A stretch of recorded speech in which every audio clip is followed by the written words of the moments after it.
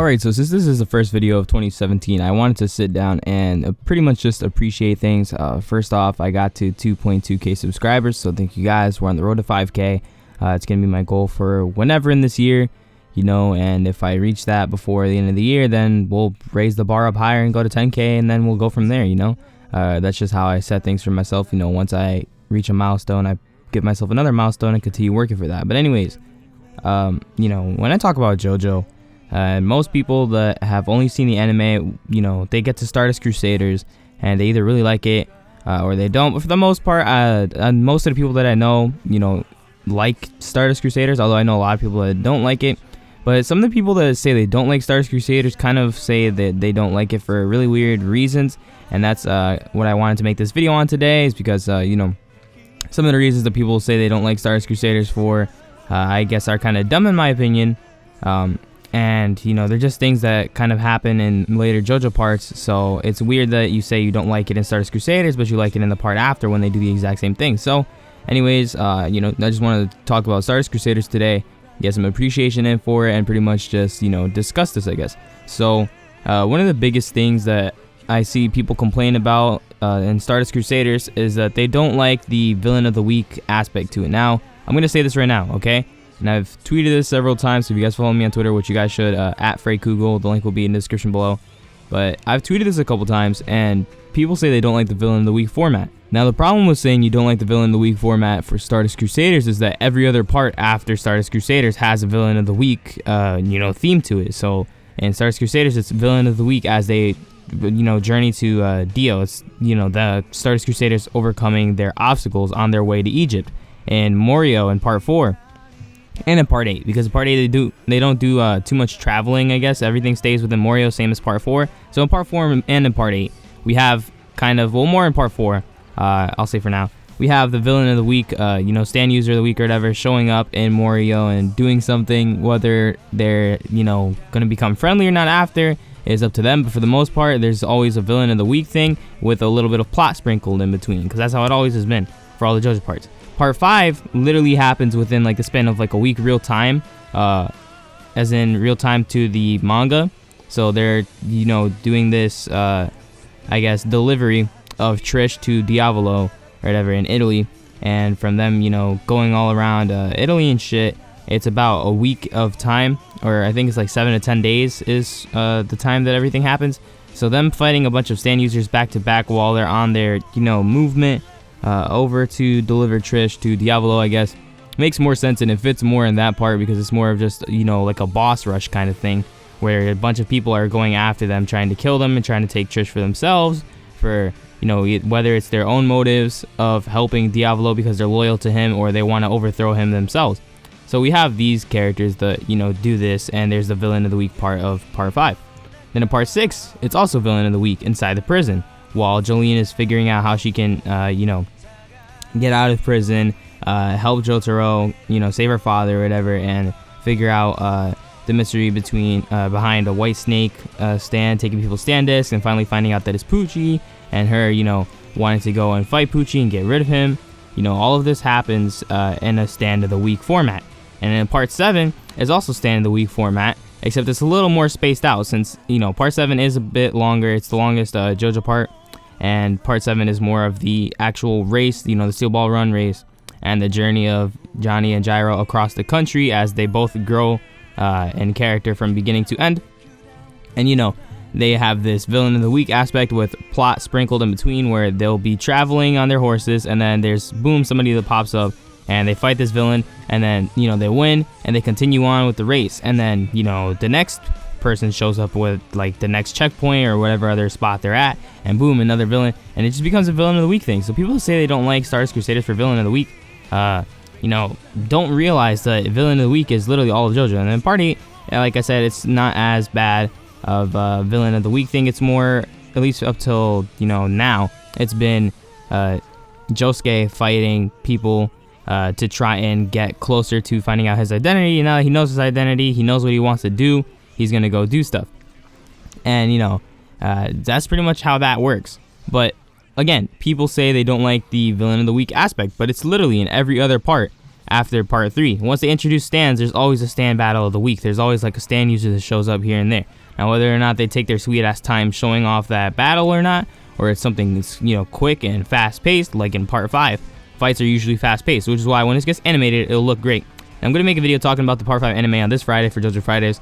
I know X-Force just uploaded his video talking about it. I'm still gonna do mine because I have, you know, my opinion and my see on it and all that stuff I want to say, so you guys can look forward to that on Friday. But, you know, part 5 has these faster fights for stand of the week. Part 4 has kind of fast-paced stand of the week battles. They're pretty much the same length. It's just in terms of part 5's, you know, actual part itself, the fights are a little more action-paced, I guess, or action-packed, and, you know, just faster-paced. You guys get what I'm saying. And then in part 3, since it is the introductory part for stands, what they do is they, at least with the anime, they take an episode.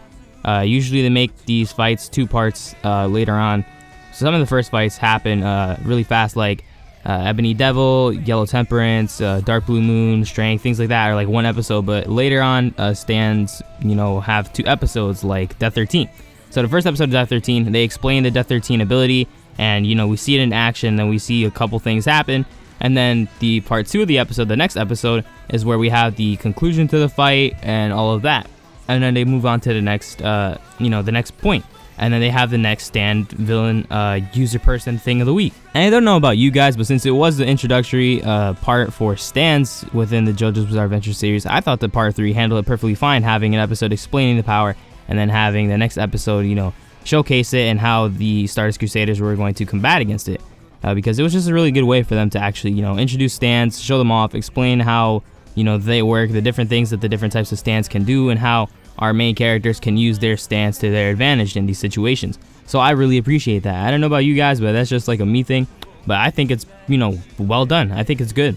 And another big complaint that people give about, you know, Stardust Crusaders, and this isn't everybody, given I myself am a fan of Jotaro, but a lot of people say they don't like Jotaro. Now, I understand why people would say they don't like Jotaro in part 3, right? They're like, oh, he's too quiet, he doesn't do anything, and then he randomly gets a power up when he's fighting Dio, blah, blah, blah, blah, blah, etc., etc. All right, I can understand liking Jotaro more in part 4, and in part 6, he definitely is a better support character than a main character, but he's not like a completely shit main character, because that's what a lot of people, you know, look at him as.